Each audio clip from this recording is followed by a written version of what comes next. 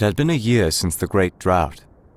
The vaporators were humming again, the desert flowers were blooming. Even here, in the harshest of climates,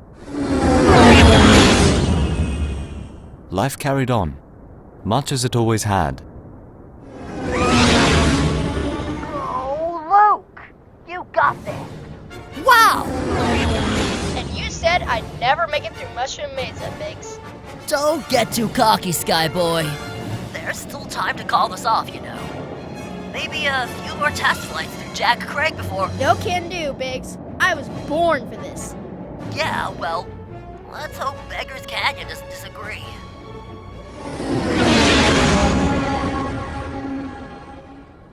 Even watching from afar over the years, it was plain to see.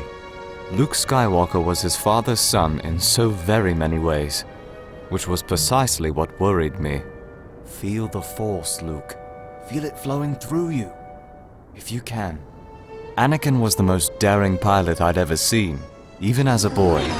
Could his son possibly be as strong in the Force? There was only one way to know for sure. Luke, maybe you should slow down a little. It's a pretty tight squeeze. You might... I can do this. This is my only key to getting off the stupid rock someday. First I conquer Beggar's Canyon, next stop, the stars. Woohoo! Here we... I suppose it should go without saying, but you're grounded for the rest of your life. I know it looks bad, Uncle Owen, but I can fix it.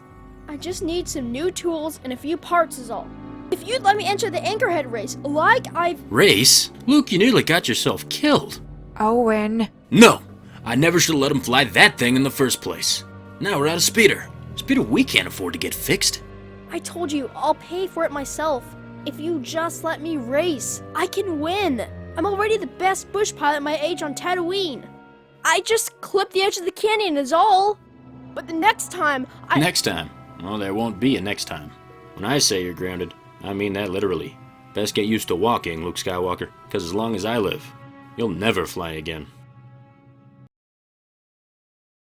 Since my run-in with Jabba's thugs during the drought, I had tried my best to become invisible, to become even more of a hermit and recluse. The Hutt was still desperate to find the mysterious man who had defied him. If I needed help, I couldn't risk seeking it in town. I could only maintain my low profile, among those who were already lowly. I understand you've had some troubles recently. I know I may not look like much. Perhaps we could be of assistance to one another.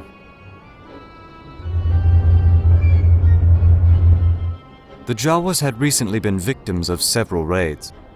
Raids they were unable to protect themselves against. There's still hope, Master Qui-Gon. You thought Anakin was the chosen one. Perhaps in a way he was. If his son shows the same abilities, then just maybe. Obi-Wan Kenobi, bodyguard for hire. I'd had worse jobs, though the Clone Wars seemed so very long ago and very far away. My war had ended.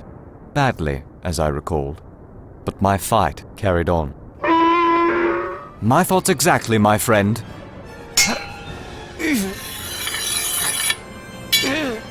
This would be far easier with a lightsaber, but I suppose I could use the exercise.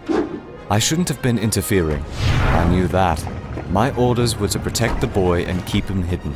But I was no Master Yoda. I knew I wouldn't be around for 800 years to watch over him. At some point, Luke Skywalker was going to have to fend for himself. And something told me when that day came, he would need to know how to fly. It took all night, but I imagined the Tusken Raiders wouldn't be raiding there again anytime soon.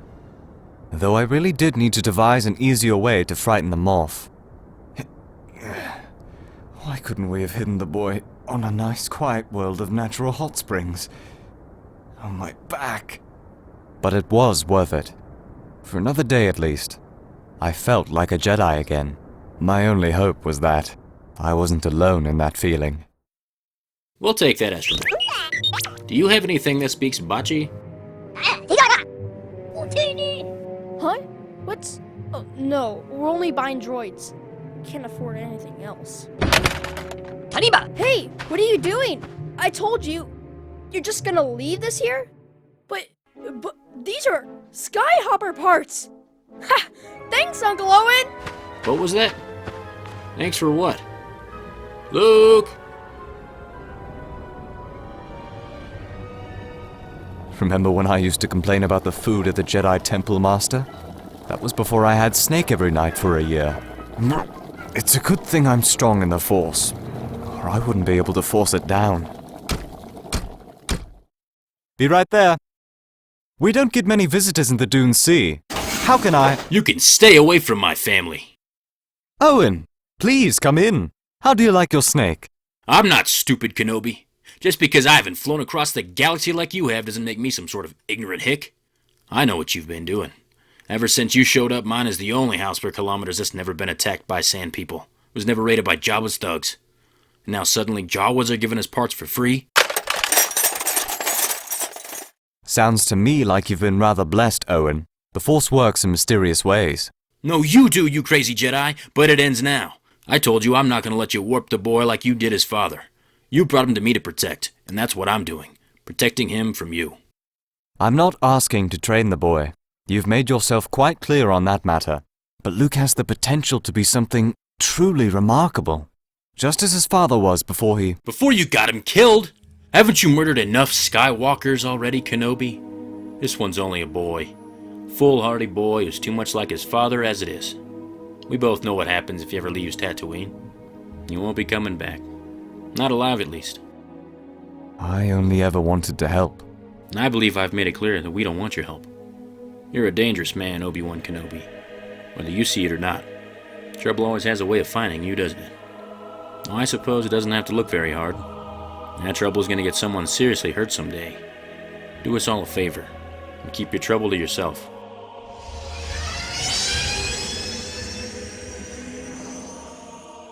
He was right. I wasn't very good at keeping out of trouble, even in the middle of a desert. But that trouble would never find its way to Luke. Not while I still lived.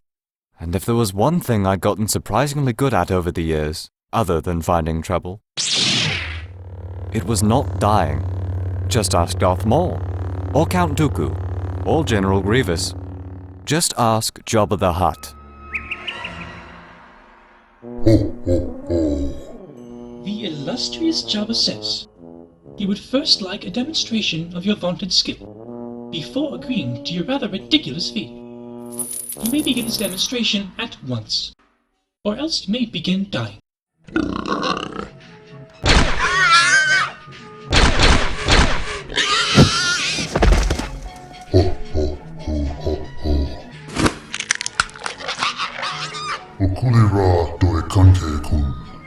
Jabba says, that will do. He will pay you half now, and half when you have found the man who ambushed his water tax collectors during the Great Drought. Deliver this man alive, so that Jabba might watch him die in person, and you shall receive a generous bonus. Or, you may also simply bring us his head. Do you find these terms acceptable, Black Chrysanthemum?